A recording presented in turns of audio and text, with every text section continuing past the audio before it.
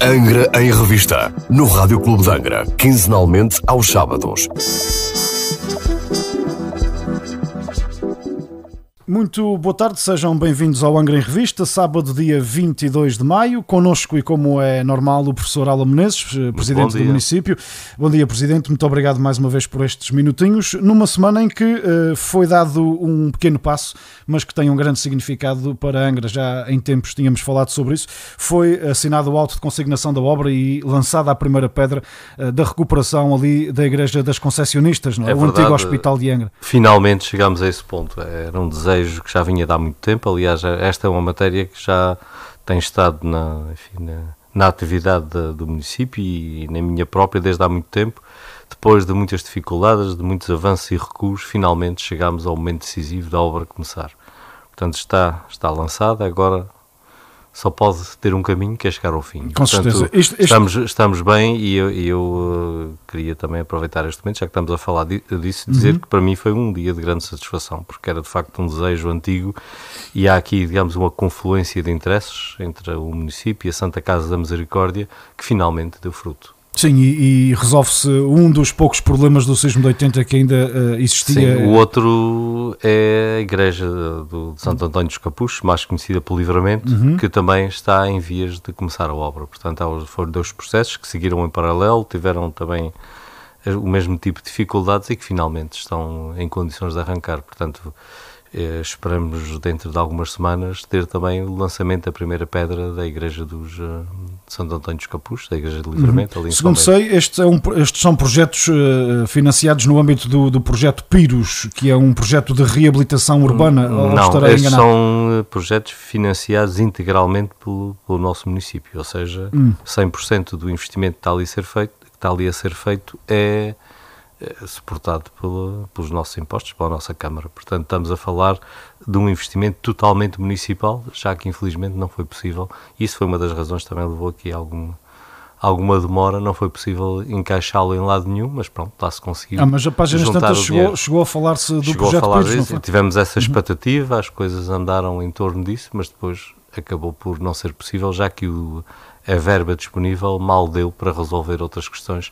Aliás, ainda nem sequer deu para resolver uma obra que já está quase pronta, que está quase pronta a abrir, que é ali o Centro Interpretativo de Angra, ali acima do Jardim, na Rua do Marquês.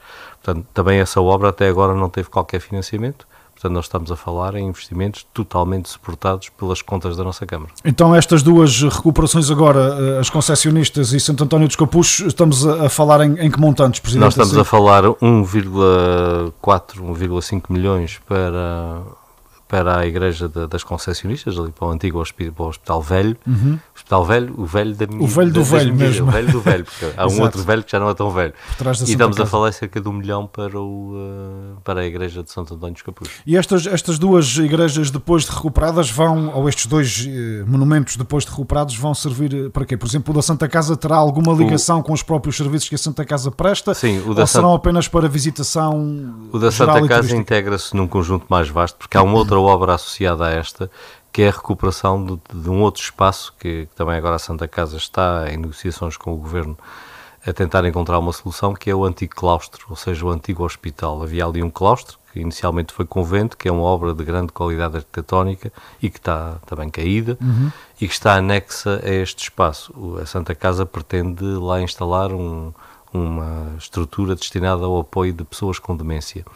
A igreja propriamente dita e a sacristia e os arranjos exteriores, ou seja, a parte que o município está integralmente a financiar, pois ficará ao serviço da Santa Casa e da comunidade, ficará aberta ao público e destina-se essencialmente a servir de capela fúnebre, ou seja, nesta altura, os velórios que são feitos no interior da Santa Casa, lá num espaço mais pequeno, num espaço mais pequeno, e outros que, nestas freguesias urbanas, que as pessoas não têm um sítio, a não ser, obviamente, as funerárias, para os fazer, podem passar a fazê-los ali se assim entenderem. Portanto, a igreja ficará aberta ao público com este fim e também poderá ter as cerimónias religiosas que a Santa Casa queira realizar no âmbito das suas atividades ou abertas ao público conforme queira. Portanto, é um edifício que ficará ao serviço, portanto, com várias valências. Ao serviço da população. O mesmo acontecerá lá em cima no Livramento, quando a obra também de ficar pronta. É uma obra bastante mais pequena, estamos a falar de uma igreja pequenina, mas ainda assim uma igreja com muita história e com uma arquitetura invejável. Falou aí também do Centro Interpretativo de Angra, portanto ali na rua do Marquês. Aquela rua está, enfim, em obras no âmbito da calçada, deve estar praticamente, ou nos praticamentos, não é? Sim, neste momento ela está a secar, porque ela está a ser feita com esta técnica de betão e, portanto, antes de lhe pormos uma semana péssima para seca. Ela mas, não enfim. tem secado propriamente, vai ter que ficar mais uma semana provavelmente fechada a secar, ou seja, está de forma... Está pronta, digamos, a zona central. Falta o passeio de um dos lados, que ainda vai ser intervencionado, porque há também que montar ali uma linha subterrânea, porque a rua passará a ter candeeiros, daqueles candeeiros de pé, e portanto vamos ter uma iluminação mais cuidada, enfim, com um ar mais urbano, porque é uma rua que, apesar de próxima do centro, nunca teve um traçado muito central, e que agora vai passar a tê-lo, e portanto, até porque o centro interpretativo, quando estiver no seu pleno funcionamento, vai mudar muito a forma como nós usamos aquela rua, vai passar a ser uma rua bastante central para quem nos visita, claro, já que os turistas passarão a passar por ali, razão pela qual também se está a cuidar um pouco mais do arranjo urbano da via. Sim, e para além de, também durante muito tempo aquela rua teve ali algumas mazelas do sismo, nomeadamente este edifício onde agora está o centro interpretativo, foram 40 também onde anos está a startup, ruínas ali, e portanto... A Casa do Capitão, não é? Se não me falha depois de cima. A Casa do Capitão do Natal. Exatamente. Nesta altura estamos em vias de resolver esse assunto, e a obra depois prossegue, e isso é importante as pessoas saberem, porque os incómodos vão continuar, porque agora vamos ter que para a Rua do Palácio, não é? Diante do seminário, portanto aquela rua vai ter que fechar durante um período relativamente alargado, porque não é apenas, no caso da Rua do Palácio, não é apenas a calçada, há também questões que têm a ver com as águas, com a drenagem pluvial, a água que vem de cima, numa tubagem que desce a Miragaia, e que nesta altura faz saltar ali uma tampa na esquina, porque por baixo não tem capacidade, portanto vai ser instalada uma nova conduta para ali adiante, que vai ligar a uma outra, que as pessoas também já viram instalar diante dos correios, que já está pronto. Portanto, há ali um troço que falta fazer, e, portanto, temos uma obra demorada e complexa pela frente. Centro interpretativo, concretamente, quando é que estará à disposição, à fruição pública? Bom, isto tudo depende daquilo que falávamos há bocadinho, dos financiamentos. Ou seja, o centro interpretativo, do ponto de vista da construção civil, ou seja, do edifício, está praticamente concluído. Falta agora o equipamento que custará cerca de 1 milhão e meio de euros. Portanto, o equipamento interior. Esse equipamento interior, estamos a ver se o conseguimos cofinanciar no próximo quadro comunitário, para evitar também sobrecarregar demasiado as contas municipais. Portanto, foi a opção a esperar um pouco e ver se conseguimos financiamento ou não, porque de outra forma alguma das outras obras teria que esperar. Pareceu mais urgente recuperar as ruínas que estão há 40 anos caídas.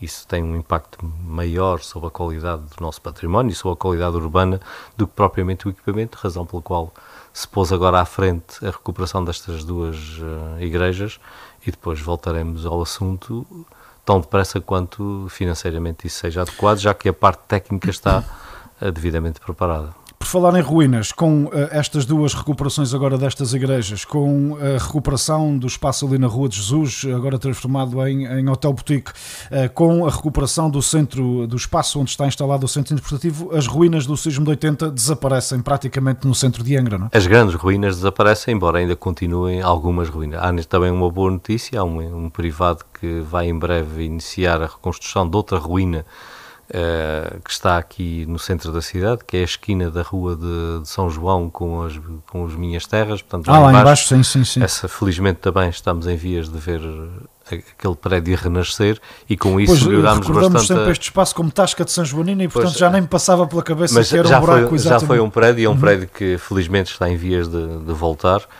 E claro que isto não é perfeito, ainda continuamos a ter algumas ruínas mais pequenas aqui e ali, mas elas são muito menos. Ou seja, estes últimos anos, felizmente, foram anos de grande investimento na cidade, e investimento totalmente privado na cidade, em que muitas dezenas de edifícios que estavam em ruínas ou estavam abandonados foram recuperados. Sim, e a cidade tem uma vitalidade como já não tinha há muito tempo. Falando, por exemplo, na própria Rua de São João, onde foi antigamente uma loja de tintas, também continua, está mais ou menos disfarçado, lá está por fora, como a Pensão Lisboa no Pátio da Alfândega também está muito bem disfarçada por fora, mas de facto tem um buraco por dentro. Nós temos na rua... Temos ali junto ao teatro, temos outra obra que teve embargada durante muitos anos, numa disputa entre vizinhos, e que agora também finalmente está em condições da obra retomar. Temos também aí uma grande obra em vias de conclusão, que vai trazer para ali uma unidade hoteleira, portanto outra qualidade construtiva num espaço que também estava semi-abandonado. E temos um conjunto grande de investimentos feitos por privados, um pouco por toda a cidade, que trouxeram uma vitalidade que o Angra já não tinha há muito tempo. Claro que continuamos a ter aí uns tantos buracos, agora mais pequenos, ou seja, aqueles mais visíveis estão a ser resolvidos, mas há questões que ainda falta resolver. Isto é um investimento que com certeza terá que prosseguir para sempre, porque obviamente à medida que umas casas vão ficando melhoradas, outras vão se degradando e portanto o investimento no património construído é uma permanência. Mas a verdade é que aquelas coisas antigas e que mais chocavam quando se via estão a desaparecer, ou seja, os últimos traços mais visíveis da destruição trazida pelo sismo de 1980 estão em vias de resolução completamente, não é? Por falar em toda esta iniciativa privada que de facto tem em muito revitalizado o centro da cidade e dado aquela dinâmica que Angra até certo ponto tinha perdido a páginas tantas, que papel tem a Câmara Municipal no apoio a todos estes privados? Bom, a Câmara Municipal é apenas um facilitador das coisas, ou seja, o investimento é dos seus donos e é um investimento que, em alguns casos, estamos a falar de milhões de euros, muitos milhões que têm sido investidos nesta cidade e têm sido investidos. Seria até um número curioso de um dia desses apurarmos. Eu não sei, mas são números muito grandes, com certeza, muito superiores àqueles que a parte pública investe. Portanto, estamos a falar em grandes investimentos. Aquilo que o município faz é tentar resolver os assuntos o mais rapidamente possível, particularmente toda a parte burocrática, ou grande parte burocrática passa pela Câmara, não é? A nível dos licenciamentos. A questão da facilitação das soluções, porque na verdade investir em Angra durante muito tempo foi um verdadeiro quebra-cabeças por causa de regras contraditórias sobre questões patrimoniais que de alguma maneira foram impedindo o investimento. E aquilo que tem sido o papel da Câmara é atuar aqui como facilitador e a extinção do gabinete da zona classificada foi importante para facilitar um conjunto de outras coisas? Eu não sei se teve assim essa importância. A questão do gabinete de zona classificada, de gabinete ou não gabinete, é uma questão organizativa do próprio Governo, que, enfim, as organizações podem ser feitas de várias formas, não é isso que determina verdadeiramente o que acontece. O que interessa nesta matéria é o entendimento das coisas, a percebermos o que é o património e percebermos de que maneira que ele é gerido ou deve ser gerido. Nós podemos ter uma posição extrema em que nada se pode mexer e então temos aquela versão mais colocar naftalina nas coisas e deixar ficar tudo como está, ou então termos uma visão mais aberta e tentarmos ajudar, obviamente respeitando o passado, ajudar a criar património novo. E é isso que a Câmara. Mas investir em Angra não obriga só a ir tirar licenças à Câmara, também há de ser preciso eventualmente parecer da Direção Regional de Cultura. Em alguns casos, outros não, isso está devidamente regulamentado, há situações em que há pareceres, outros não, mas tem sido possível, pelo menos até agora, num diálogo frutuoso entre os dois lados, ir resolvendo o problema dos privados e os resultados estão à vista, que é termos uma cidade que, enfim, respira algum dinamismo e ultrapassou uma situação de imobilismo que durante aqui algumas décadas quase que a matou, porque é preciso olharmos para trás e percebermos que nós tivemos uma fase em que a cidade estava muito vazia e muito degradada. E obviamente que investir no património não é deixar as coisas apodrecer. Angra não é um campo arqueológico. Aliás, até mesmo ali para a zona do Corpo Santo e tudo tem surgido investimentos muito, muito interessantes nesta área do turismo. Por falar nisto, o turismo, ficamos a saber que a Azores Airlines vai retomar as ligações com a nossa diáspora no período de inverno, o que de facto é interessante, considerando que aquele é um mercado que deixa sempre aí bons valores, digamos assim, são pessoas de bons sentimentos. Neste caso de boas carteiras. Mas de facto, agora para o verão as visões e as perspectivas não são as grande melhores, coisa, não, aliás... Menos mal, sabemos que as ligações aqui à Ilha Terceira, no grupo central de barcos, tal como já tínhamos perspectivado aqui há tempos, vão de facto acontecer. Sim, felizmente que sim, para Angra e para a praia, mas... Felizmente que isso vai acontecer, porque o histórico e em particular a experiência do ano passado provam a importância dessas ligações, particularmente para os nossos vizinhos aqui das ilhas menos populosas, cujo dinamismo depende em boa parte destas ligações, e por isso, enfim, é uma excelente notícia e agiu bem o Governo em...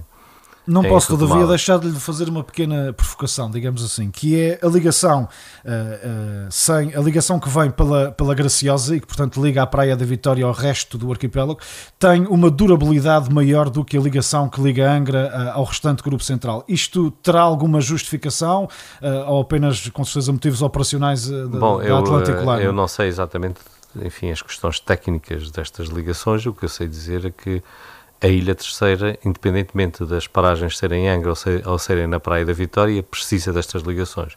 E acho que nestas matérias é sempre bom recordar um princípio que devia estar gravado aqui em pedra no centro de Angra e no centro da praia, que é: o que é bom para Angra é bom para a praia, e o que é bom para a praia é bom para Angra. Portanto, o que nos interessa aqui são as ligações da Terceira com as ilhas do Grupo Central, a possibilidade das pessoas virem cá e de nós irmos lá e de nós criarmos aqui dinamismo. A questão do Porto de Escala, enfim, pode ter alguma importância, mas é comparativamente irrelevante no contexto global destas coisas, porque nós vivemos numa ilha que felizmente é do ponto de vista económico e social absolutamente unida. Todos nós temos parentes do lado da praia e vice-versa. Todos nós vivemos numa economia que não distingue e não conhece fronteiras concelhias. Por isso, tudo o que venha a ser feito de um lado é bom para o outro. Exatamente. Por falar nisso, a operação esta operação marítima no Porto Pipas terá, enfim, eventualmente algumas condicionantes este ano em derivação das obras que lá estão a acontecer. Eu sei que a Câmara não é dona da obra, mas tem feito um acompanhamento muito próximo daquela empreitada. Bom, se isso acontecer, e acontecerá com certeza, é por um bom motivo. Isto é um pouco como aquelas obras que se fazem na estrada. Nós, enfim, não gostamos nada quando temos a estrada interrompida ou quando temos que andar a passar pelo meio das obras, mas a verdade é que no fim gostamos do produto. E aqui é a mesma coisa, é um inconveniente muito pequeno face às enormes vantagens futuras que esta obra trará para a ilha, razão pela qual temos que sofrer com paciência os pequenos inconvenientes causados por uma grande obra, e uma obra que tem um grande interesse e um grande potencial para o desenvolvimento dos nossos dois concelhos, da ilha toda. Como é óbvio. Começamos, todavia, esta conversa de barcos pelos aviões e gostava de voltar atrás. Exatamente porque a Câmara de Comércio também já o veio dizer, quer dizer, é pouca a operação prevista para o verão. E particularmente e não só para a Terceira, até para o Grupo Central, ou seja, colocando aqui a questão de neste momento continuar a ser obrigatória a realização de testes à saída de São Miguel para as outras ilhas. O que está a acontecer é que o processo de centralização das ligações aéreas em Ponta Delgada está a ganhar cada vez mais força. É uma tendência que vinha de trás e que nós já muitas vezes aqui tínhamos falado e muito se tem feito no sentido de contrariar essa tendência. Infelizmente, neste ano, deu-se um passo de gigante no sentido dessa centralização. Se nos têm dito assim, sim, quase todas as semanas anuncia uma nova companhia que vai voar durante o verão. Quando se diz, deixaram de voar para a Terceira por causa do Covid. Bom, o Covid, por acaso, até não foi na Terceira que teve a sua máxima intensidade, e por isso essa não é com certeza a razão. O que está aqui a acontecer, há aqui uma enorme deriva no sentido de uma centralização, e essa centralização não é positiva para o desenvolvimento da Ilha Terceira nem para as outras ilhas, e essa é uma das questões que está em cima da mesa, e fez muito bem a Câmara de Comércio e o seu Presidente em ter levantado a voz contra esse percurso, e aliás a Câmara Municipal junta-se também a essa contestação e diz que não é este o caminho que nós queremos seguir. Não pode ser este o caminho, porque quando as coisas correm mal, deviam correr mal para todos, e quando correm bem, deviam correr bem para todos, e portanto devia-se repartir o mal pelas aldeias e o bem pelas aldeias. Exatamente. E por isso não é bom. O anúncio dos voos para o inverno não traz nada de novo, porque eles já existiram no passado. Aliás, iniciaram-se por aqui.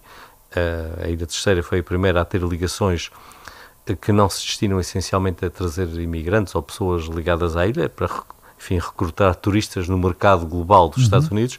Foi iniciado por aqui, estava a correr muito bem.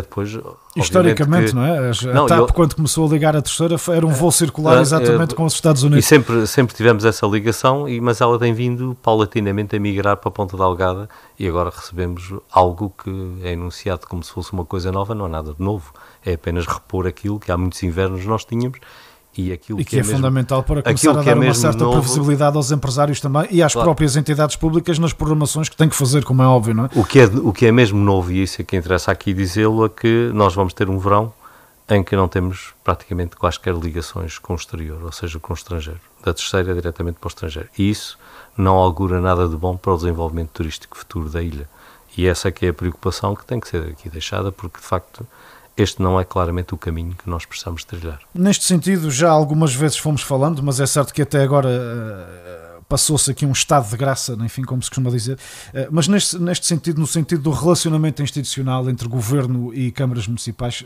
tem sentido alguma diferença face àquilo que era a prática, Presidente? Não, felizmente temos mantido um relacionamento cordato e eficaz. Pequeninas coisas em que concordamos e discordamos têm acontecido tanto com este governo como acontecia com os governos anteriores, ou seja, não me parece que esta alteração governamental, pelo menos no que diz respeito à Câmara de Angra, tenha trazido qualquer mudança de cenário. Mantemos o relacionamento que é o mesmo, em alguns casos até melhor, em algumas áreas pior, não, enfim, é aquilo que é normal nas relações entre instituições e entre pessoas, portanto não há nada aqui a apontar a este governo e eu espero que assim se mantenha e que nós sejamos capazes todos de colaborar para o bem comum. Como é óbvio, não? Porque obviamente que os partidos que, quando ganham as eleições, não ganham as eleições para governar para si próprios, ganham eleições para governar em nome do povo, e o povo é que está acima de tudo. É quem mais ordena, já e é quem mais ordena e é que é o objetivo final, quer da atividade da Câmara, quer da atividade do Governo, e por isso eu creio que todos nós saberemos manter este sentido de Estado e não vamos entrar aqui em disputas partidárias. Portanto, eu espero que fique muito claro que eu nada tenho a apontar a este governo que não tivesse a apontar a governos anteriores, quer para o bem, quer para o mal. O problema é que os problemas mantêm-se, é verdade, basicamente. Exatamente, ou seja, há questões que infelizmente não mudaram e que precisam de mudar, e nós temos toda a expectativa que venham a mudar, nomeadamente este que eu há bocadinho falava. Estas questões dos transportes aéreos não são de agora e não têm nada a ver com este governo. Isto é uma tendência que já vem de longe, já atravessou vários governos e, portanto, não é aqui de maneira nenhuma apontar defeitos a este governo que acabou de chegar, porque este acabou de chegar, os outros estiveram cá há muito tempo e as coisas também não correram exatamente como nós gostaríamos que tivessem corrido. Por falar em dinamismo, em movimento, em reativar das normalidades, das nossas normalidades antigas, vamos muito brevemente voltar a ter ralis nas estradas da Terceira. O nosso clube, o Terceiro Automóvel Clube, será o primeiro com essa responsabilidade de organizar de facto um rally pós-pandemia. Que colaboração, obviamente, mais estreita do que nunca agora está também a Câmara Municipal a dar ao TAC para que esta prova possa decorrer cumprindo com todas as normas e recomendações e planos de contingência? Nós temos um grande interesse no retorno à normalidade, seja nos ralis, seja nas touradas, seja em tudo aquilo que são as nossas vivências e que são a nossa forma de funcionar, começando pelo que vai acontecer, está a acontecer neste fim de semana, que são os boldos e as festividades do Espírito Santo, em que mais uma vez também nos empenhamos no sentido de retomar tanto quanto possível a normalidade. Também no Teatro Angrense já vamos ter um espetáculo já com alguma dimensão e que também é um retorno à normalidade e também é uma inauguração, porque é a inauguração da nova teia do teatro, que agora está já com toda modernizada e completa, portanto também aí estamos a tentar fazer esse retorno. O Centro Cultural também passará a ter agora mais espetáculos e com mais presença do público, a caminho de umas São Joaninas que nós também gostaríamos de trazê-las tão perto quanto possível da normalidade. Claro que tudo isto está contingente às questões da pandemia. Nós nunca sabemos quando é o dia que nos cai em casa Sim, e agora problema. Nas últimas semanas voltaram a aparecer alguns casos, felizmente transmissões. Até agora todos eles importados. A única transmissão que aconteceu foi entre uma pessoa que veio de fora e uma pessoa que a recebeu e pronto, a coisa ficou contida neste espaço e portanto até agora nada de maior. Contudo, nós nunca sabemos o que é que pode acontecer no dia da manhã e não podemos baixar as guardas, temos que manter as cautelas e manter-nos sempre atentos para tentar chegar com esta liberdade que temos tido até agora, até aquele ponto em que a imunidade de grupo se atinja e possamos então... Está convicto que a nossa gente vai saber comportar-se numa prova como um rally, que é algo tão, intrínseco quase à vivência do terceirense? Um rally e uma tourada é um desassossego, não é? Pois é um desassossego, mas é um desassossego que tem que ser feito com juízo. E porquê? Porque esse juízo depende, ou desse juízo depende aquilo que vai acontecer a seguir.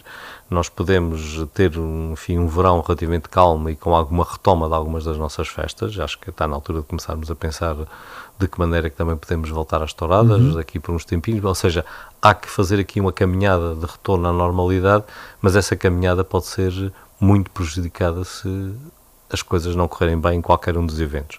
Razão pela qual também fica aqui o meu pedido no sentido de, quer agora nestes dias, nos bodos e nas comemorações ou nas festas que se fazem em torno deles, quer no rally, quer nos espetáculos que vão começar a aparecer aqui e ali, continuarmos a manter todas as regras de segurança e a respeitarmos o distanciamento e a termos um comportamento responsável, porque desse comportamento depende a evolução deste processo. O pior que nos podia acontecer é, depois de quase ano e meio, de estarmos aqui com estas cautelas todas, mesmo na reta final, quando nos aproximarmos finalmente da fase de vacinação em massa, estragarmos tudo e voltarmos para trás. Portanto, isso é que não pode acontecer, por isso é preciso manter as cautelas, manter as máscaras. Não custa muito estar de máscara.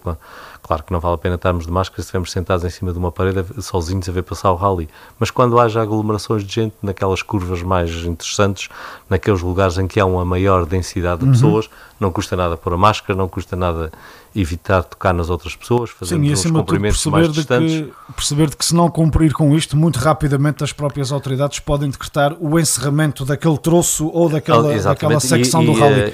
E muito rapidamente podemos ter isso, é que é mais grave do que o fecho deste ou daquele troço, é termos um foco de doença e a seguir lá se vão as festas e lá vai tudo. Um dos últimos desassossegos que aí houve foi de facto a questão dos festejos sportinguistas, e não posso deixar de lhe fazer essa pergunta, até porque encaixa aqui na questão da manifestação pública. Já ouvi 3 ou 4 pessoas lançarem, enfim, reações menos positivas à forma como eventualmente a Câmara, e aí o Presidente esclarecerá se sim ou não este eventualmente procedeu ao encerrar, por exemplo, ou ao pedir à PSP que encerrasse. Não sei se foi a Câmara que contratou aquele serviço, se foi a própria PSP.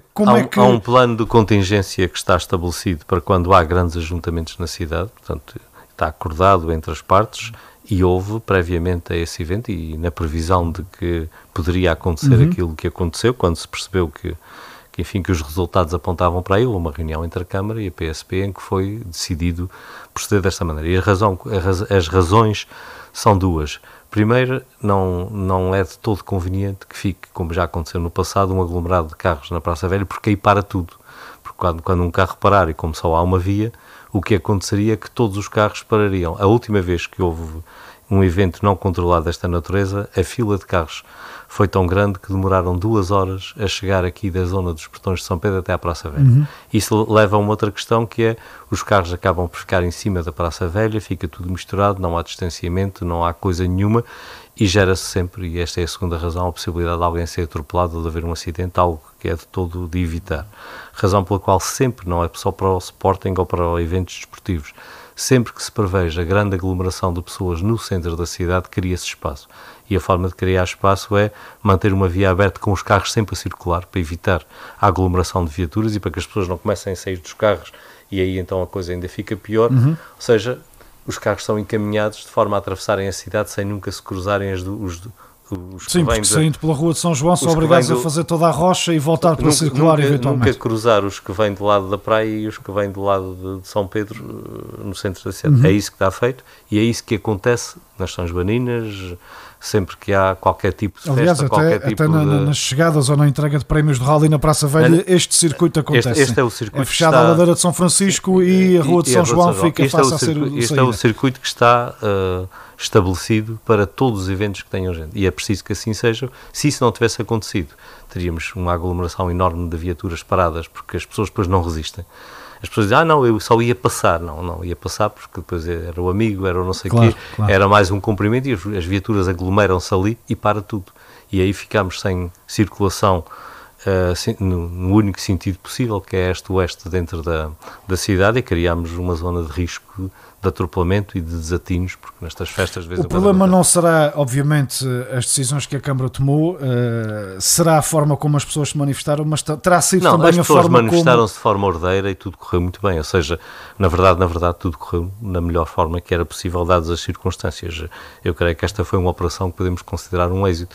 Claro que há quem gostaria de ter passeado com o seu carro pela Praça Velha, mas isso não era possível. Isso aí é paciência, não é? Mas acima de tudo, dizia eu, terá faltado talvez aqui aquela palavra das autoridades de saúde, que por norma é muito preventiva e que no caso não foi só aqui, aliás assistiu-se no continente muito pior do que aqui. Essa palavra foi dita e foi dita pela Câmara, que pôs também os seus avisos a dizer, por favor, porte-se bem, use as máscaras. só que não creio que ninguém tivesse era voltado para ouvir. Sim, é verdade, mas não houve ali, enfim, digo eu, talvez da parte das autoridades de saúde pública aquela veemência com que em outras circunstâncias se registaram avisos prévios. Presidente, vamos terminar esta nossa conversa falando da iniciativa Varandas Floridas, que mais uma vez já está a ser divulgada e que mais uma vez pretende nesta época estival embelezar as principais ruas da nossa cidade. Desde há uns anos para cá a cidade de Angra tem-se engalanado e tem sido citada mesmo internacionalmente como uma cidade florida, uma cidade que tem, digamos, uma cor muito especial durante o verão.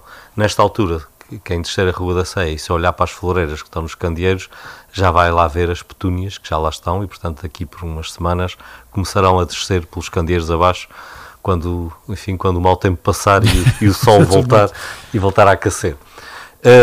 Para complementar esta decoração que é colocada no espaço público, a Câmara tem uma iniciativa que visa permitir aos privados, ou seja, quem vive aqui no centro da cidade tenha varandas ou janelas, ou enfim, espaços em que possa colocar flores no exterior, permitir que participem, e também distribuímos petúnias e outras flores por essas pessoas.